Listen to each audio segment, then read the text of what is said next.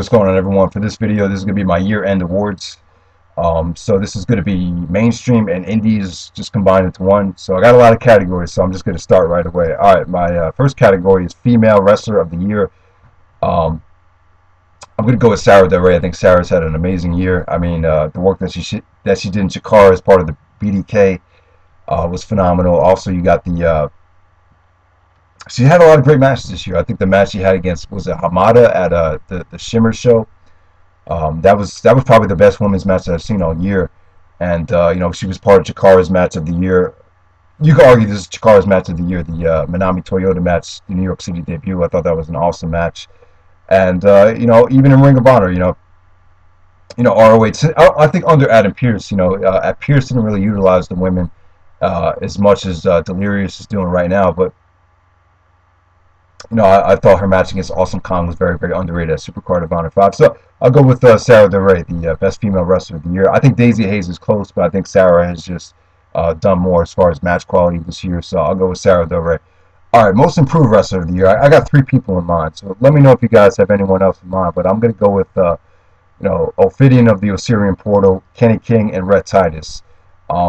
Like I said, Ophidian, I think he's definitely improved. The Osirian Portal have improved as a tag team as a whole in Chikara. And Rhett Titus, without a doubt. I mean, this guy's come so far. But out of everybody, I'm going to say Kenny King. Kenny King's got himself into much better shape. He's even a lot better on the mic than he used to be. And in the ring, too, I think he's almost just as good as anybody in Ring of Honor. Maybe not that. Maybe I wouldn't say that, but he's definitely close. I think he's definitely ready to be a tag team champion, without a doubt. And within the next year, definitely think he's ready to maybe not be the Ring of Honor champion, but at least get some title shots, because I think he's that good. So I'm going to say Kenny King, without a doubt, the most improved wrestler of the year. All right, next up, I'm going to go with the best non-wrestling personality. As much as I hate the guy, I'm going to go with Michael Cole. I think Michael Cole's done a phenomenal job this year. WWE had a very, very storyline-driven year, and I feel like Michael Cole was a lot of the reason why the storylines work. The stuff that he did with Daniel Bryan at NXT was awesome, and some of the recent stuff he did with The Miz and the WWE Championship, really, really good as well. I mean, I would actually consider Michael Cole as one of the best heels of the year. So without a doubt, the best non-wrestling personality would probably be Michael Cole. All right, so next up, I'm going to go with best overall DVD release. I mean, this is pretty much like DVD compilation, DVD package. I'm not going to say best DVD show of the year. This is, so like I said, out of all the DVDs WWE has come out with this year, I'm probably going to say Jericho's DVD, Chris Jericho, Breaking the Code Behind the Walls of Jericho. Awesome DVD, probably one of the best releases in WWE history. I just thought the documentary was extremely well done. I mean, it's scary to think how great this could have been if they could have used Benoit in the documentary and Benoit in the match listings. Benoit was such a big part of Jericho's career, but still, DVD was so awesome. I just think they did a phenomenal job with it. I mean, I've been waiting for a Jericho DVD for an extremely long time, so this is by far the best DVD that was released in 2010, in my opinion. All right, so next up we have Comeback of the Year. I mean, there wasn't a lot of comebacks this year. I mean, 2002, that was pretty much like the greatest year in wrestling history as far as comebacks go. You had Hogan, Eddie Guerrero, Benoit, Shawn Michaels. But this year, the biggest name off the top of my head that came back and extremely delivered this year was Naomichi Marufuji. I think Marufuji came back at the end of 2009, like in December. But I would still say this is a great comeback for him. I mean, he's just had a phenomenal year. I think Kenta had a pretty good comeback as well. I think Kenta came back about halfway through the year. He's had a pretty awesome year as well. Not as good as last year, but still great. So some other comebacks. I mean, I can't really think of any. I think Rob Van Dam, that's another one. Rob Van Dam's RVD and TNA has pretty much been disappointing to me. I think he's kind of under-delivered in a lot of matches, so I can't give it to RVD, but I would say Marufuji pretty much runs away with the Comeback of the Year award for me. All right, next up, let's go with the most disappointing match of the year. Obviously, we're going to go RVD versus AJ Styles from Sacrifice. Easily the most disappointing match of the year. They just didn't have a lot of chemistry. I mean, this is one of my top dream matches for a very, very long time. I mean, people have been dying to see this match, but I just thought they under-delivered. I thought it was still good. I still give it a lot more credit than most people will give it credit for. But yeah, I mean, if there's another match that you thought was disappointing, more disappointing than this, just let me know. But this definitely takes the cake for me. I would say Aries and Black from Final Battle. 2009. If that was eligible for 2010, that would probably take it. But definitely got to go RVD and AJ. And like I said before, I think everyone pretty much agrees with this. If they had built up to the sacrifice match as that's where you would do the title change, or just fucking the Impact match. Totally just if they didn't do the match on Impact, this would have came off a lot better. I really feel like they just rushed it on Impact just to get a rating, which was a terrible decision. Because at that time, I think they were going head to head with Raw. So yeah, that definitely sucked. The way they handled that situation was they definitely dropped the ball on that. All right, so let's go with pretty nice segue into the next category. So let's go with the most hated on the YWC. I'm just going to go with Dixie Carter, Hulk Hogan, and Eric Bischoff, a three-way tie. I mean, everyone has been down on TNA, this whole year. And, the reason is, I think everyone wants to support TNA. I would love to buy TNA pay-per-views, considering the talent that they have, but they very, very rarely do they put together a card that is appealing. And just think it's a shame. I feel like Dixie Carter really, based on some of the stuff that I've heard and based on some of the stuff that she said, I just think it's tough when someone that's really not a wrestling fan or had nothing to do with the wrestling business decides to get involved. I just think it's a scary situation, and I definitely think Hogan has offered absolutely nothing in TNA. I definitely think he's out of touch. I would agree with Bill and Doug about that. And yeah, I put Bischoff as well. So I'm going to go with Dixie, Bischoff, and Hogan, the most hated people on the YWC. It's not even close. Everyone has negative things to say about them. So they definitely take the cake. All right, so next category, most overrated wrestler of the year. I got two guys for this award. Probably get some heat for this, but first guy is Randy Orton. I feel like Orton is a phenomenal wrestler. I feel like in 2003, 2004, even 05, I mean, the guy put together an awesome resume of matches. I mean, the match quality that Orton used to have was great. He used to be so much better in the ring, but he's definitely toned down his style. He's definitely very, very methodical. He's definitely had some of the most disappointing and weakest main events of the year. I mean, it's embarrassing, to think that Orton and Wade Barrett had that type of match at a Survivor Series main event. We're talking about the main event for Survivor Series, and they delivered like a 2.25-star match. It was more of a storyline-driven match. I understand that, but still, I mean, the actual match is very, very tough to watch. And Orton he's done shit all year as far as match quality goes. Orton hasn't done anything.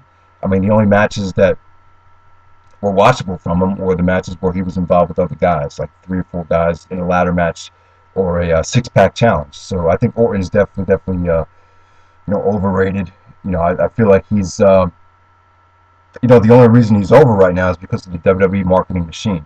So that's just the way I feel about Orton. The other guy I would say is overrated. Like I said, this is a two-way tie between Randy Orton and Christopher Daniels. I don't know. I'm going to say Christopher Daniels is definitely overrated. I feel like if he's not in there with the superior worker, he's just not going to deliver an awesome match. And I think for him to be going around saying that he's the best in the world, that he's on the same level as Davey Richards and Bryan Danielson, I just can't buy it. He's just disappointed a lot of times this year. I mean, the match with Aries at Glory of Honor, the match at Final Battle of Homicide. Don't get me wrong, I'm glad to see Christopher Daniels back. I'm a huge Christopher Daniels fan. I really thought he should have won the TNA title. But sometimes, like I said, if the pressure's not really on, I think Daniels has the ability to let us down.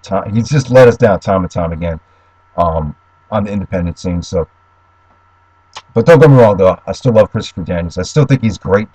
And I definitely think TNA dropped the ball with him, too, though. So don't get me wrong. I'm just saying he's overrated because he just kind of puts himself into that category, and I just feel he's not really there right now. So, all right, next up, I'm going to go most underrated. Christian and Desmond Wolfe, probably the most underutilized. I can't really call them underrated because they didn't really get a chance to show what they could do this year.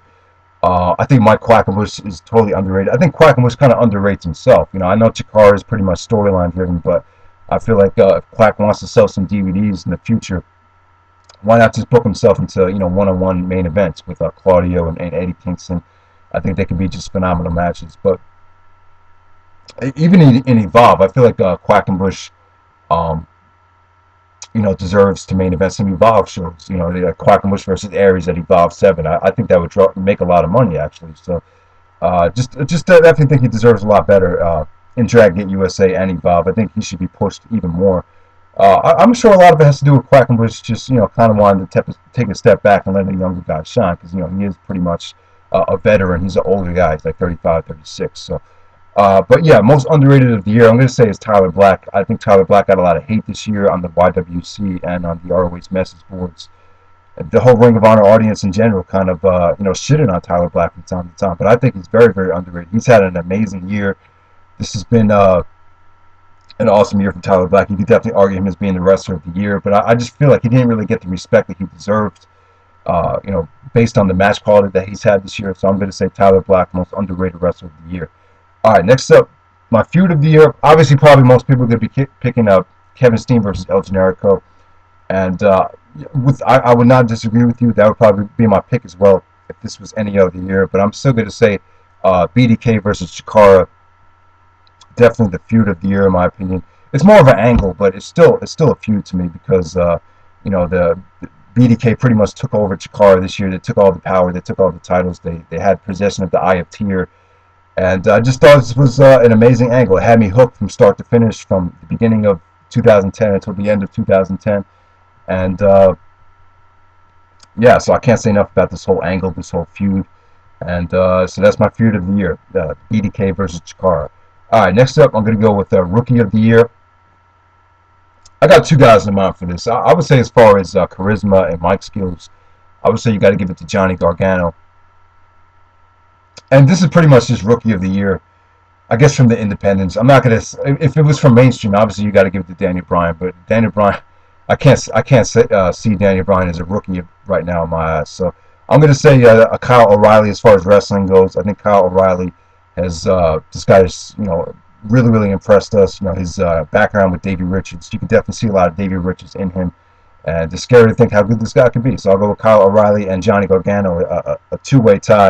I think Gargano's great in the ring as well, so pick and choose either guy. So that's my rookies of the year. All right, babyface of the year, I'm going to go with Daniel Bryan. Very, very likable. I don't think anyone has anything bad to say about this guy.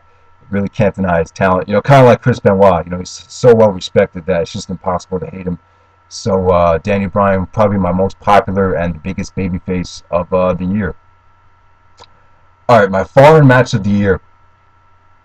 So this is the best match that has taken place not in the United States. Wow, I mean, Marufuji's had so many great matches this year, but I don't think any of them really compare to this one. This is BB Hulk versus Shingo from the Kobe Festival. If you haven't seen this match, definitely check it out. It blows the Dragon Gate USA match that they had out of the water. I mean, it's not even funny. I mean, an amazing match, the hair versus hair match between BB Hulk and Shingo from the Kobe Festival in Japan. So definitely check it out.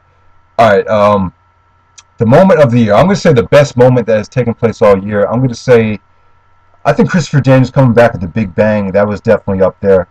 I think Quackenbush and Jigsaw beating the BDK for the Campeones de Parejas at Reality as Relative. I think that was a great moment.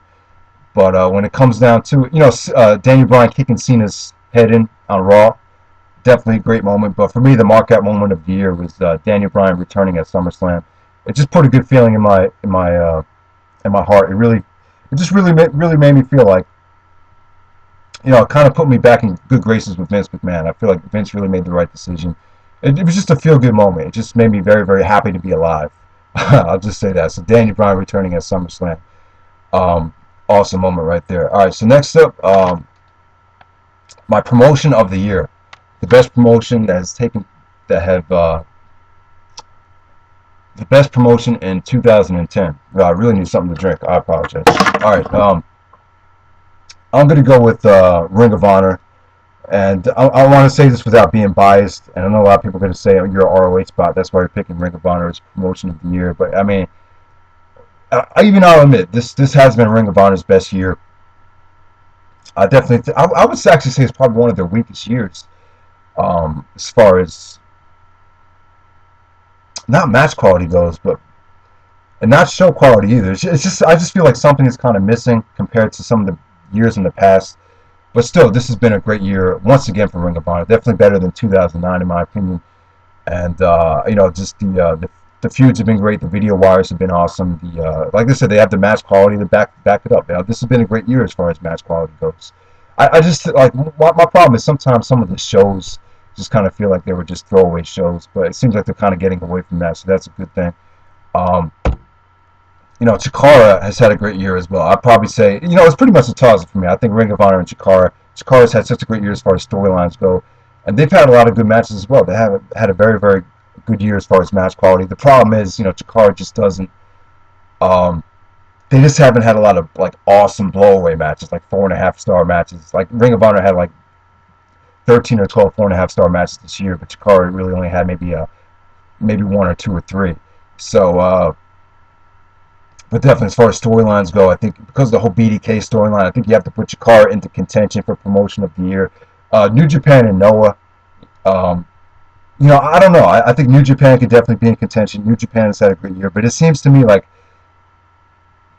Noah and New Japan kind of need each other to have a great show. That's just like I haven't watched a ton of them this year. It's kind of tough to follow, both promotions. But I feel like if they don't really co-promote shows together, like Wrestle Kingdom or some of the Noah 10th anniversary shows, then the show is just not going to be that great. So I would just say that. But yeah, I think Noah and New Japan both have had great years, but without it, I don't think anything really comes close to Ring of Honor as far as match quality goes, and even storylines as well. As far as storylines go, they've had a nice balance between great matches and storylines. So it's still been an awesome year. It's just I just don't think it compares to like 2005 and 2006 and even 2007. That's just my opinion. I know some people probably disagree with me, but that's just me. WWE this has been the worst year for WWE as far as pay-per-views and match quality since I've been watching wrestling. This is just my opinion, and TNA has definitely went downhill. Definitely the weakest year that TNA has had since I've been following TNA. So Dragon Gate USA and Evolve, they're still on the come up, so it's kind of unfair to put them into contention. So that promotion of the year, Ring of Honor, without a doubt. All right, next up, tag team of the year. This is close. Kings of Wrestling. Probably most people are going to say Kings of Wrestling. I would actually put Claudio and Aries from the BDK even above the Kings of Wrestling. I feel like their matches just definitely meant a lot more to Chikara than they did for Ring of Honor. That's just me. They've been more consistent. They've had more title defenses. Kings of Wrestling haven't really defended the title that much in Ring of Honor, or they've defended the belts like overseas a lot, but a lot of those matches weren't taped or televised. So I can't really give it to the Kings of Wrestling. I'm going to say Motor City Machine Guns. Definitely I would agree, probably the MVPs of TNA. They really, really are pretty much, besides Kurt Angle and AJ Styles and RVD, pretty much the only reason to watch TNA right now. I mean, they've had some awesome matches with Beer Money. The series that they had with Beer Money and Generation Me, those are two of the best tag team series all year. So definitely got to say Motor City Machine Guns. The other thing is, too, when they came into Ring of Honor, they probably gave Kings of Wrestling the best match of the year, and they didn't even have a finish. So that's how good Motor City Machine Guns are. So definitely got to go with Motor City. All right, next up, the best on the mic in 2010. This is kind of tough. If I'm going to say Jericho, I still think Jericho was the best on the mic. I mean, some of the stuff that he did with Cena leading up to SummerSlam with the Nexus storyline, I thought was great. I think Jericho did a great job of carrying the feud with Edge while Edge was hurt, even on the mic and in the ring. So I'll say Jericho, best on the mic in 2010. The runner-up, the close runner-up, and it's so close. I'm probably going to have to give him the award as well. Jericho and Kevin Steen probably take the award for best on the mic in 2010. So yeah, Kevin Steen's cut some great promos as well. Aries is pretty much awesome, but you can't give it to Aries because he really didn't do a lot the second half of the year. Punk as well. Punk has been hurt, so I can't give it to Punk. So definitely Chris Jericho, still best on the mic in 2010, and Kevin Steen's right up there as well. All right, my heel of the year. This is gonna be interesting. My runner-up would be Claudio Castagnoli as the heel of the year. Claudio has definitely been a monster this year. He's pretty much like the Ivan Drago of Chikara. If you could beat Claudio and Aries, you could pretty much, people are going to go apeshit. People are going to go crazy. They really booked like Claudio and Aries like they were unbeatable. And Claudio's been a great heel in Ring of Honor as well with the Kings of Wrestling. I mean, the Kings of Wrestling weren't really great heels. They really didn't try to get people to hate them that much. So that kind of hurt Claudio as far as that goes. But Claudio led the BDK, a dominant heel faction in Chikara, which did a lot for Chikara. So I got to say Claudio is definitely up there. But heel of the year, I'm going to say Wade Barrett. I think Wade Barrett definitely the heel of the year. This guy has really, really impressed me. For him just being a rookie coming off of NXT, and you know, doing the things that he's done. You know, as far as storylines go, as far as building up feuds, as far as just looking like a monster, and you know, the way he kind of you know, got under the fans' skin by just humiliating Cena, just making Cena look like a puppy dog. I mean, it just says a lot. I think Wade Barrett has done a phenomenal job as a heel this year, and I definitely think he's ready to be the the WWE champion just based off of his mic work alone. So I definitely got to say Wade Barrett, definitely the heel of the year. You know, like some people would say, if you're going to pick Wade Barrett as the heel of the year, how come you're not going to put him as the rookie of the year? Well, he just doesn't have the match quality to back it up, though. So that's pretty much the only reason why. But you know, so next category, I'm going to go with the show of the year. Obviously, no surprise here. Death Before Dishonor 8. I think Final Battle was definitely close. But from top to bottom, I can't deny it. Death Before Dishonor 8 was definitely the superior show. I don't think it comes close. No other show from Noah or New Japan or even PWG came close. Death Before Dishonor 8, the best pay-per-view of the year, the best show of the year, without a doubt. All right, let's move on to the next category, promo of the year. I mean, there's been a lot of great promos this year. You know, we had I love the Austin Aries promo at the Dragon Gate USA pay-per-view about the state of wrestling, the state of professional wrestling. I thought that was a great promo. Um, the promo that Daniel Bryan cut on Michael Cole on NXT, that was an awesome promo. Um, Trying to think of something else. Davey Richards, right before Final Battle, excellent promo. Tyler Black, right before the Tag Wars 2010 match with Davey Richards, where he talked about, you know, him signing with the WWE, and you know how Davey doesn't get it. You know, we have to start building for the future. So, you know, I'm not a sellout by signing with the WWE. That was a great promo by Tyler Black. I'd probably say that's my runner-up promo of the year.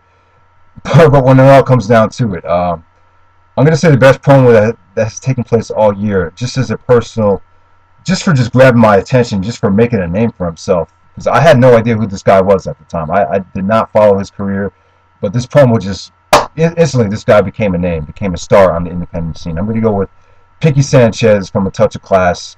The promo that he cut talking about why he joined the BDK.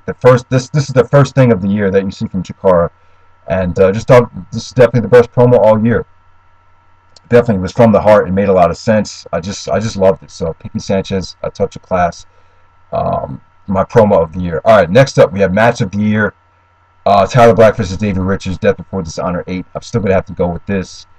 Kevin Steen versus El Generico was close. Taker and Michaels, WrestleMania 26. Didn't really do for me what the WrestleMania 25 match did. I think the 25 match is a lot better. I think Davey and Roger Shawn from Final Battle, that's definitely up there. Kenny Omega, Davey Richards, some of the matches that they had were great this year. The Briscoes and Kings of Wrestling, great matches, but when it all comes down to it, nothing is touching Tyler Black and Davey Richards from Death Before Dishonor 8. Still an amazing, amazing match. So that's still my match of the year. So, and last category, Wrestler of the Year.